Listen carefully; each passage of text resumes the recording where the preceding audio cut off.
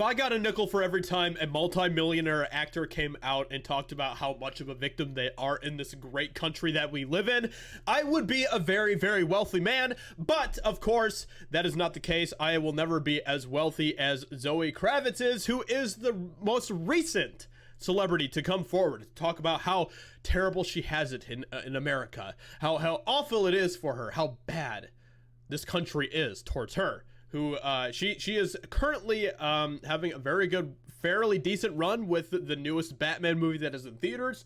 She is someone who is doing very, very well for herself, and that is all thanks to this wonderful country that we live in. But of course, there is no gratitude for any of that. It is only complaining and whining coming from these rich, very well-off Hollywood celebrities. So, we're going to get into this. We're going to see what Zoë Kravitz has to say about her terrible, terrible existence. The Batman actress Zoë Kravitz accuses Californians of racism, says she was rejected from Christopher Nolan's The Dark Knight Rises because of her skin color. The Batman actress Zoë Kravitz recently claimed that she was rejected from a role in Christopher Nolan's The Dark Knight Rises film due to her skin color. In a wide-ranging interview with The Guardian, Kravitz discussed rejection and the advice she received from her mother, Lisa Bonnet.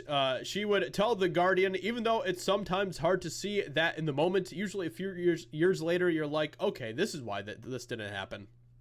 Specifically, she would reveal she was rejected from a role in Nolan's The Dark Knight Rises, telling the British outlet, I don't know if it came directly from Chris Nolan. I think it was probably a casting director of some kind or a casting director's assistant. And then we all have a moment of silence as she prepares to launch into her tirade of victimhood. She added, being a woman of color. Ah, yes. You always know whenever someone starts with, you know, their identity and all that stuff. Being a woman of color. It's just, oh, come on. You are a very well-off Hollywood celebrity. Like, the logic doesn't even work. It doesn't work. But anyway, being a woman of color and being an actor and being told at that time that I wasn't able to read because of the color of my skin and the word urban being thrown around like that, that was what was really hard about that moment. Yeah, really, really hard. You don't know what really hard is. I'm sorry. Like, if you want to look at really hard lives, go to people who aren't living in $1 million mansions, who don't have very much at all as in way of possessions, who are barely trying to scrape by, and that is getting even harder for them with these continual rises of prices all over the country. Yeah. Okay, Zoe. Not only did she claim she was rejected from a role in The Dark Knight Rises, but she also claimed that all the scripts that were being sent were about the first black woman to make a muffin or something. What?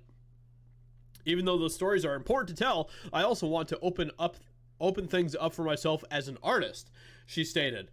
Isn't her father like a super wealthy millionaire, like musician or something too? Like, oh my goodness. Kravitz would go on to accuse people who lived near the set location of Big Little Lies as racist. She told The Guardian, there were a few moments where I felt a little uncomfortable because it is such a white area. Wow, okay, yeah. There's definitely nothing racist at all about that, right? About that statement. Oh my goodness, these people. Okay.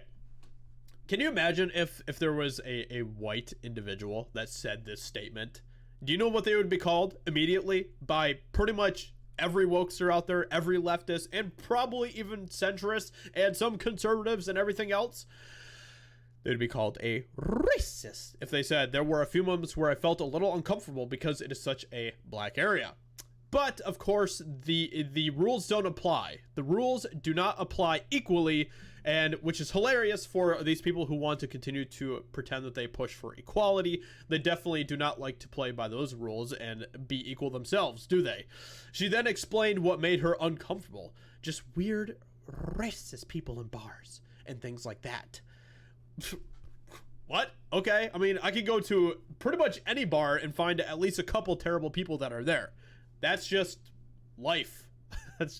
That's just the way it is, unfortunately. I'm not saying that that's a good thing. I'm not saying that it's good that there are people like that out there. I'm just saying that that's just the way it is. And you aren't really anything special in that regards. The Catwoman actress would also discuss her own heritage and that she had trouble with her own identity when she was younger. You mean the heritage where she comes from, you know, a father who's like a very famous musician. But, you know, all of that aside, Kravitz would say, I felt really insecure about my hair, relaxing it, putting chemicals in it, plucking my eyebrows really thin. I was uncomfortable with my blackness. It took me a long time to not only accept it, but to love it and want to scream it from the rooftops. Wait. So she wants to scream it from the rooftops right now. She loves it and is super duper proud of her blackness. Yet she's also playing a total victim here in this interview and talking about how she was afraid to be around white people. Okay, there's things here that are not jiving very well. Two completely different narratives going on here. What's going on, Zoe? She explains that one of the moments that brought this change in her was realizing that it meant what it meant for my grandmother to get a job on the Jeffersons and to be a black woman on TV, and what it meant for her to be in a biracial relationship on television, which I don't have a problem with any of that. That's great. Kravitz relayed, and to hear stuff that my mother tells me about being a biracial girl in the 1970s and being abused or being spit on and what that felt like, you know? So, and you know, that was actually during a time where, yeah, there was that stuff going on and it was more prevalent than it should have been.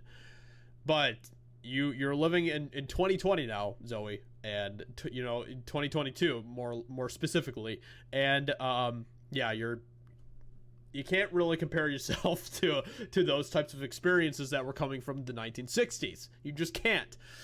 So anyway, this is the most recent victimhood situation coming from a celebrity, a very well-off celebrity who's doing very well for herself in Hollywood. And by the way, I don't want to take any of that success from her. That's great. That is part of the American dream, is that you can be nobody and you can become somebody. That is part of what makes this country so great. And yet these people want to continue to destroy that. They want to continue to pretend that that isn't a good thing about this country, and at the same time they also want to continue to perpetrate this narrative that everyone in this country is terrible.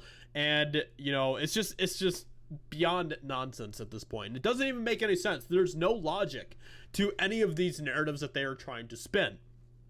So anyway, with all of that being said, let me know what you think about this in the comments below. Hope you guys enjoyed this video. Subscribe for new. I'd appreciate that. Leave a comment, a like, all of that good stuff. And I'll talk to you in another video very soon. Bye.